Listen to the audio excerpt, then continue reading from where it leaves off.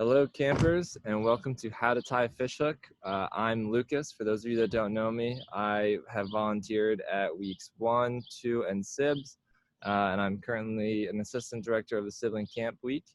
And today, my friend Chris and I will be teaching you how to tie a fish hook. Hi everyone, I'm Chris. Last year was my first year at Sibling Camp. I'm really excited to be working with Lucas on teaching you how to tie a hook so you guys can all go fishing. And Lucas, do you want to tie the first knot and start them off? Yeah, I can start us off. All right, so before we start talking about what specific knots we're going to tie, we're going to go over what materials we might need. So if you have access to a fishing hook, you'll need a fishing hook. I have one for a certain kind of lure, so it might look a little bit different. But we're going to be showing you today using yarn and a makeshift fishing hook that you can make out of a paper clip, which I will show you how to do before we start our video. If you have fishing gear at home, if you have a fishing pole or a hook or fishing line and you want to try it with that, we encourage you to do so. If you have permission from your parents to do so, fishing hooks can be sharp, so we want to make sure that we are practicing safety. If this is your first time, I definitely encourage you to try it with a paper clip if possible, just because it's going to have a bigger eye at the top for you to get your line through, and it's just going to be overall safer for you guys to practice with. All right, so let's get started. My hook is called, or my knot rather, is called the Uniknot. It's a very simple knot that I've been tying a variation of since I first learned how to fish when I was a kid. And I'm going to show you guys really quick before we start how to make your makeshift paper clip hook. So what you want to do is just take your paper clip and then push that middle part out and then bend it up so you get an S shape, like so. And then you can take the top of your S, bend it down, and then push it around just so you have an eye to go through. And then you pull When he that says part the out. eye, he means the small portion at the top where there's a little hole that you can stick your fishing line through. Yes, that would be the eye. Thank you, Chris. Okay, so then from here, we're going to start practicing to tie our Uniknot. So first what you need, I'm going to angle my computer down just so you guys can see what I'm doing with my hands a little bit. Chris is going to be using fishing line, and I'm going to be using yarn just so it's a little bit easier for you guys to see. All right, so what we're going to be doing along the way here is you take the end of your line and you take your fishing hook, and then what you want to do is thread the end of your line through the eye of your hook, which is that little open part at the top, like Chris said, and then pull it so you give yourself a lot of slack, a lot of excess room between the top of your hook and the end of your line. Next, you want to take 2 or 3 fingers and make a loop with the end of your hook, like so. And then take the end of your line and loop it back through the hole at the top of your hook. The yarn is being a little difficult, so we'll get it through there. Keep your fingers in the middle and then pull back up so you have a little loop around your fingers with your hook, like so. Good on your end, Chris? I'm good so far. Okay, so next, what you want to do, and this is very important because it's going to shape your hook, or shape the knot for your hook. You want to take the end of your line and you want to wrap it around the 2 parts of the string, the loop and then the remainder of your line. You want to wrap it about 4 to 6 times. I'm going to do 5. Do 1, 2, 3, 4, and 5. How are you doing on your end, Chris? Good. You ready to pull it? I'm ready. All right, so next what you want to do is you can take your fingers out of the loop. You want to hold on to the end of your line, grab the top of your hook by your eye, and then just pull really tight. It's going to be a little bit different using yarn just because there's going to be a little bit more friction. So you take it and you pull it tight. You might even have to push it down with your fingers a little bit just so you can get your knot.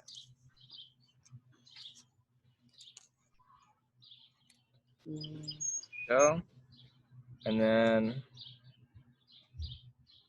if you are having a little bit of difficulty at home, if you end up with a little bit of slack at the top between your knot and the eye, you can just take it and then just slide it down like so that it's nice and snug at the top of your hook, like that.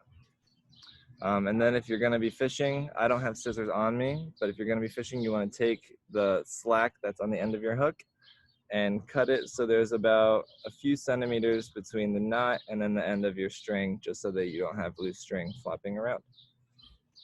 Okay. Chris, do you have any questions about that? I do not.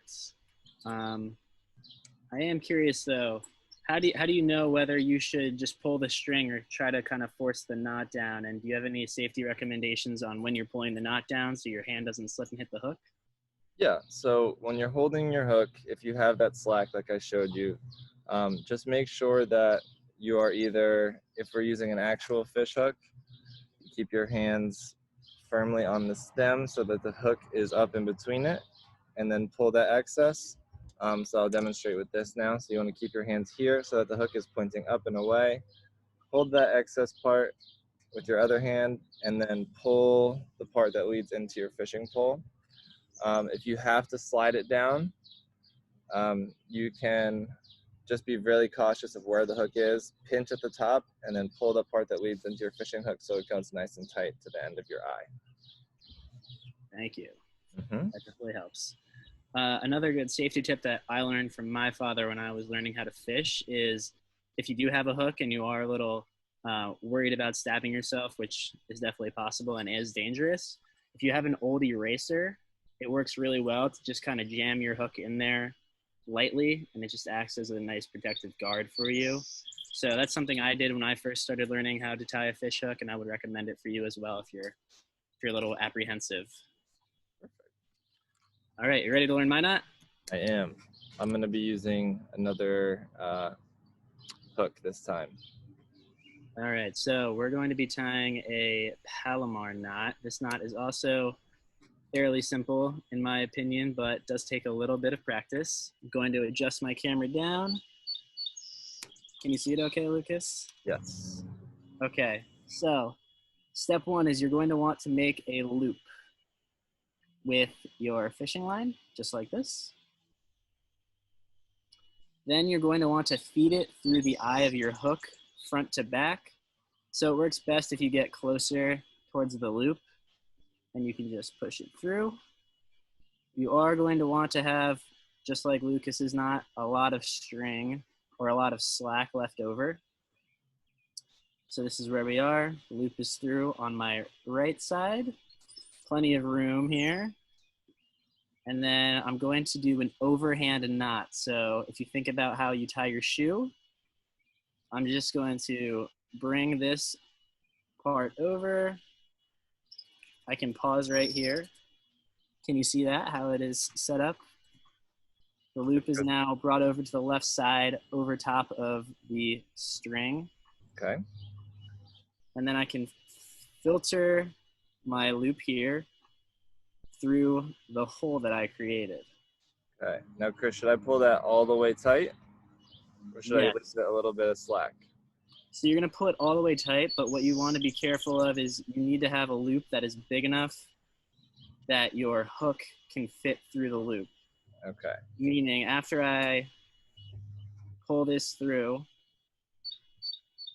it's going to make a little bit of a knot on the hook. But what's important is the loop on the right side, again, is large. Okay.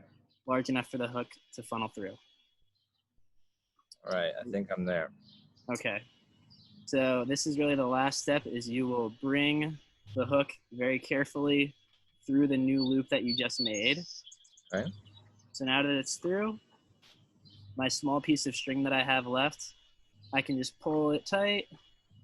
Do I pull the small piece of string that we have left, or do I pull the part of string that leads towards my fishing rod?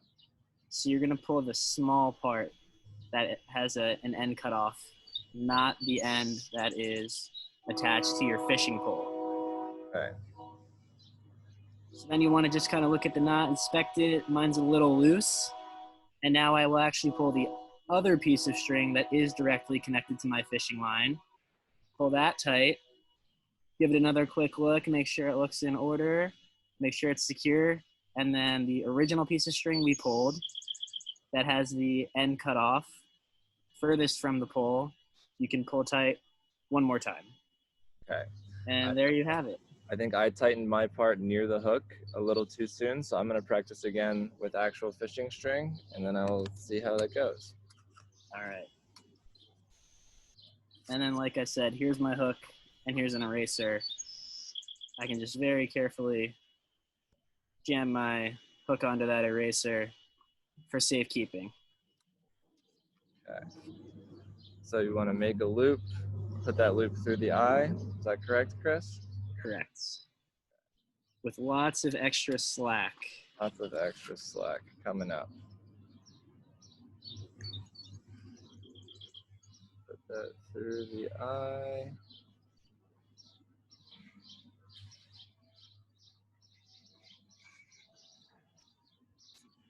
And just another quick pointer that works really well. Lucas said with the excess string I have here, coming off of my hook, it's pretty long. Lucas recommended a scissor. Another thing that I think works really well and is super easy and safe is a fingernail clipper. So I can just use my fingernail clipper here, like Lucas said, get a couple centimeters away, a couple millimeters, and just snip it. And there you have it. Okay, I'm working on finishing my version of the polymer knot on my actual hook. I'll take it, put it through, and pull the other end.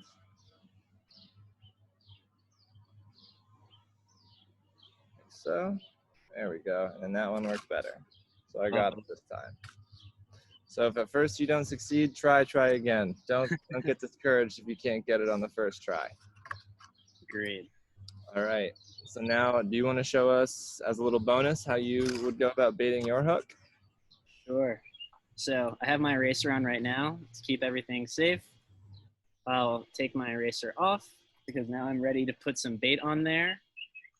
I typically use a worm or power bait, but for this example, I'm just going to use a little gummy fluorescent kind of little fish I have here. I'm gonna hold pretty close to the end. Once again, being really careful because the end is very sharp, as you can see on this actual hook. And I'm just gonna carefully insert the worm on the hook, pull it down. What you do want to be careful of is if you put the hook too close to the end, the bait or worm or whatever you're using can actually tear and fall off. So then no fish will bite your hook. So try to get your bait centered, or even you can put it through twice so it's extra secure.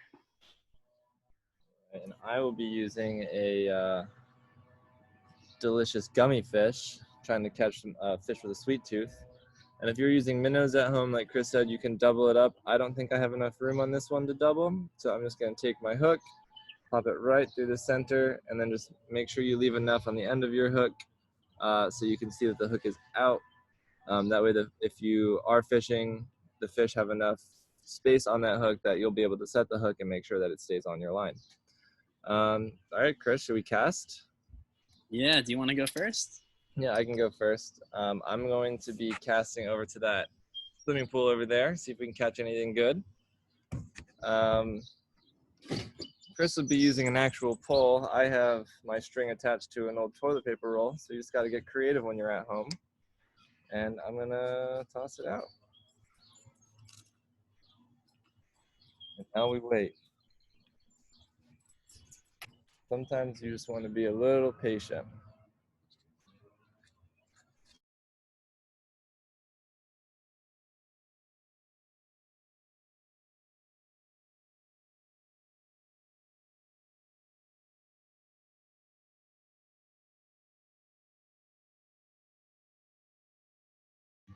All right, now I'm just waiting for a nibble. Chris, you got anything yet?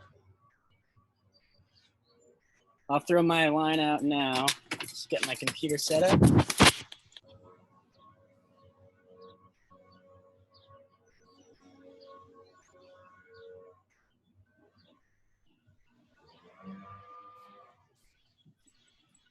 All right. Give myself a little bit more slack. I think I got a bite. My makeshift fishing rod came apart, so now I want to reel in. I'm just gonna pull it in with my hands.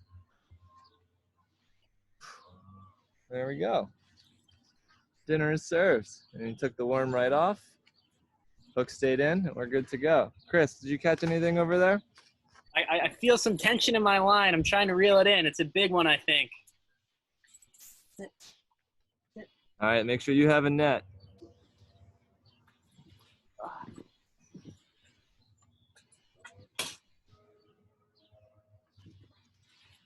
Oh, I gotta get my net here. Oh, look what I got. Can you see what I caught? Looks like a rocky bass. Oh. Did he take the bait? This is a dogfish. I'm sure you've heard of the catfish, but this is the illustrious dogfish here. And I named him Rocky. He's a good fish. What a good fish. All right, just so we can be safe at home, make sure that you're not using actual hooks when catching pets.